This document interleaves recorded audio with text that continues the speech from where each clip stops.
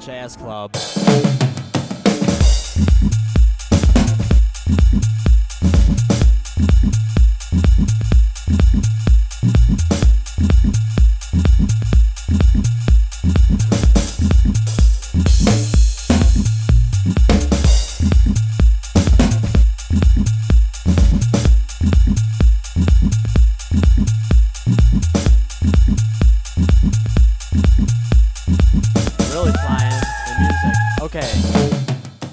Greetings, everyone. Hello. Hi.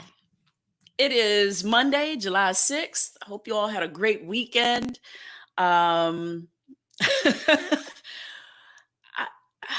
don't even know what to say at this point. I'm pretty stoked about tonight. Tonight we have the final chapter of the content that I wrote for the book. The Cliff chapter. Tonight we find out so many things about how Cliff meets his end.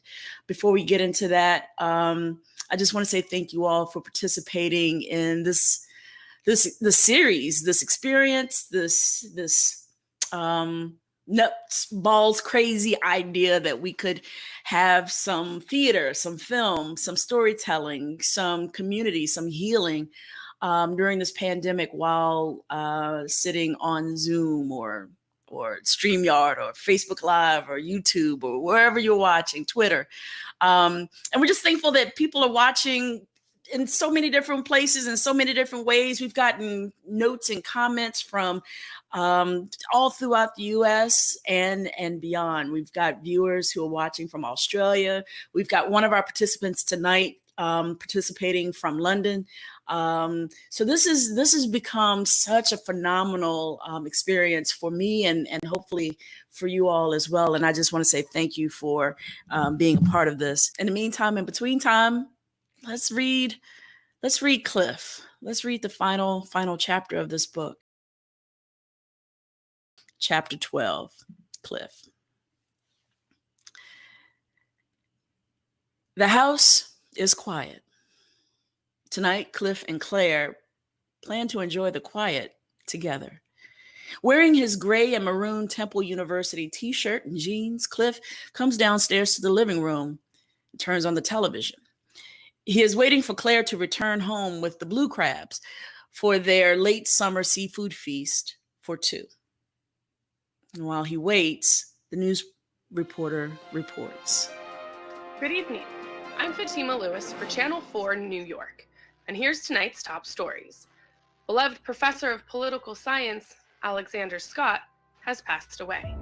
Former CIA agent and Hollywood spy films advisor Scott served as a consultant on the I Spy film with Eddie Murphy and... No bad news today. Let's try another channel. Yes. Drea Thomas here, reporting from North Philadelphia. Today, thousands of mourners light candles and leave signs and cards of condolences for the 16-year-old African-American male shot by Philadelphia police in a mistaken identity case. William Glover Jr., better known as Little Bill in the North Philly community, was gunned down and is the latest in a string of unarmed Black youth killed by police. The hashtag Little Bill has quickly gone viral and is trending. No bad news today. I think I'm gonna check for some sports or something. Hi, I'm Rhona Ills, and in this hour we're going to investigate the school shooting that rocked our community this week. A local school set in an old utility company building is closing its doors today. The electric company charter school is finally folding after years of alternative and arts education for children of all ethnicities and backgrounds. Led by Dr. Albert Jackson, the electric company has not been able to bounce back after the school suffered the worst gun tragedy in Philadelphia history last year. Gunman, Leonard Six, as he called himself in his manifesto, entered the electric company school with a semi-automatic weapon and killed Dr. Albert Jackson and 6 other faculty members. On the scene, Wilson A. Riley has the story. Yes, thank you, Rhona. Once called Fat Albert in the North Philadelphia community he called home, Dr. Jackson and his close friends opened the Electric Company Charter School to foster a current of learning, jolting excitement, and stimulating energy for personal care and education by having the people of the neighborhood teach in their own school. The school housed 2 academies, Darndest Thing Grade School for students pre-K to the 7th grade, and a Different World High School for 8th through 12th graders. Wilson, it's my understanding the teachers who perished in the attack were Dr. Owen Mushmouth Johnson, Donald Smart, William Cosby, Russell Cosby, Harold Smith, Rudolph Rudy Davis, and Bucky Hanks. Is that correct? Yes, that is correct, Ms. Ills. No students were harmed as school had not opened for the fall term, but it seems the school will remain closed and the children will be placed in the city's public school. Fatima Lewis reporting from LaGuardia Airport. Former airline agent and Queens resident Hilton Lucas died from his injuries as his car was struck by a Cosby Enterprise freight train. No word if...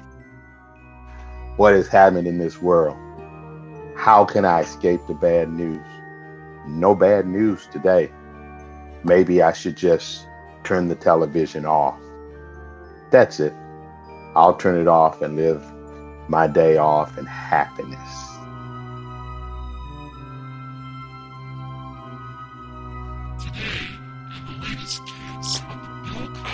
Rape allegations. 5 more women come forward and have accused Bill Cosby of... Stop. Enough. I simply cannot take another word of bad news. I certainly cannot listen to yet another account of that lousy Cosby fella assaulting all of those women. If I thought someone had sullied any of my daughters in such a way, I would kill him. I know I took that Hippocratic oath and whatnot, but I would kill him dead. 5 more women. What's he up to now? 30? 40? In other news today, Cliff gets up from the couch. As he rises, he feels a sharp pain in his chest. The pain passes, as he's had many of these things before. 30, 40 maybe. He takes another step towards the kitchen door when another sharp pain shoots through his chest. Yes, Rhona. Cliff grabs and clenches his chest as he is having another attack. But this one feels deeper and more painful than the other. He turns back toward the desk near the door, hoping to make his way to the telephone and call an ambulance. As Cliff stumbles his way to the staircase, he loses his grip on the banister and falls hard to the floor. Oh God, no. Not today. How are you doing this? Why are you doing this? Just give me one more day to say goodbye to everyone. To my children, my wife, but no, not today. Do not let the last thing I see be the news of that monster. Just let me see my wife's face and hear her voice. Let me tell my son how good of a man he is and that I am so proud of him. Let me look upon my daughters and thank them for making me a better man every day. Please, let me hold the hands of my grandchildren. Cliff. Let me. Cliff. Let me. Cliff. It's okay. Just stop. How are you doing this? Who are you? I'm Drea Thomas, evening anchor for Channel 4 News, New York. Yeah, but how are you talking to me? Well, Cliff, you are the news. Who, me? Yes. And we're here to deliver you. Me. Yes, sir. You. And you are? I'm Fatima Lewis. Wilson A. Riley. But you can call me by my initials. Everyone does. W-A-R. You are. At your service. Well then, you're not really Fatima Lewis then, are you? Most know me as Famine. Rhona, Ills. Ills? Pestilence? Yes, good doctor. And you, then or death? I am. No. Tonight, beloved Brooklyn doctor, Heathcliff Huxtable, suffered massive heart attack in the living room of his home at 10 Stigwood. The violent attack left the father of 5 struggling for his life, as he calls for his wife. Clair. Cliff hears the back door open in the kitchen. Claire is home from the store. In the same breath Cliff uses to call for his wife, another lightning hot pain pierces his heart. Please, God, no. Cliff hears his wife call for him, but he has not the energy to reach back to her with his voice. As the room grows darker and fuzzier, he sees a young woman walking towards Me. She is wearing a green prom dress. She's calling my name. This beautiful shape in green is running towards me. I'm only able to move my eyes, and yet I see a lake and a green hill with this beautiful shape of flowing fabric running over. Is it Clair? The flowing form is calling my name. Bucky. Eunice? Suddenly, my body is turned over, and Claire is 17 and wearing a peach sweater, and she's sitting next to me as I lie on my back. She is looking into my face, smiling. Oh, do you have to go back to the Navy, Cliff? Or can't you just stay? Claire, don't let them keep me this time. Let me come home. I'm tired. I don't want to stay there. Don't let them keep me, Claire. Promise me. I want to come home. Oh, of course, I promise. I look over at the flowing form, continue to walk in my direction. It is Eunice. I'm here, Bucky. Niecy? I haven't seen you in 50 years, and here you are, sitting in my bedroom. Oh, wait. There's no way Claire would have allowed this to happen. Who let you into our home and in our bedroom? I try to sit up in my bed, but my body aches in all the places possible. I can feel my life slipping away. After all of the attacks, my body, my heart, my mind have already taken. I'm ready to let this life go. Call Claire. Call Claire. Eunice slowly nods in agreement and leaves Cliff's side to get Claire. Claire enters the room. Yes, Cliff? It's time. Oh, sweetie, are you sure? Yes, I'm sure. Bucky, I'm gonna go. Eunice steps back to Cliff's opposite side. She holds his hand. I wish you a loving departure and all my gratitude and love, Bucky. Eunice releases Cliff's hand and leaves the room, closing the door behind her. Claire pulls up a chair next to her husband.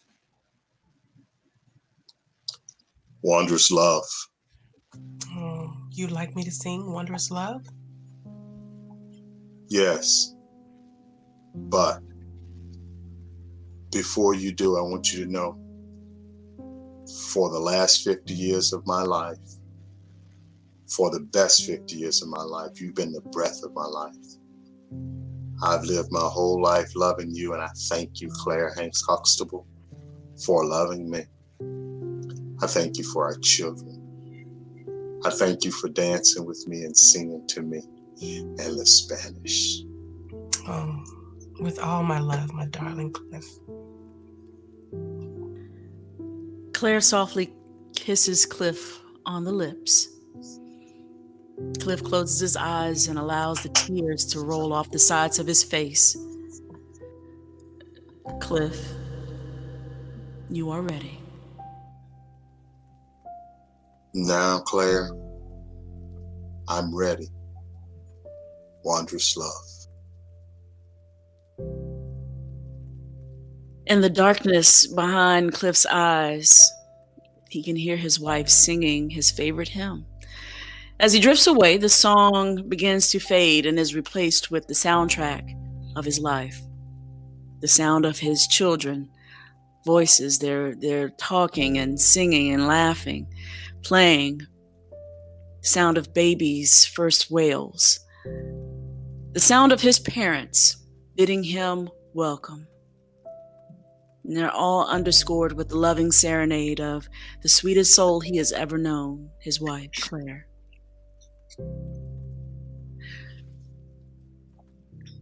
In the darkness behind Cliff's eyes, he settles into a deep sleep and then fades away from his life.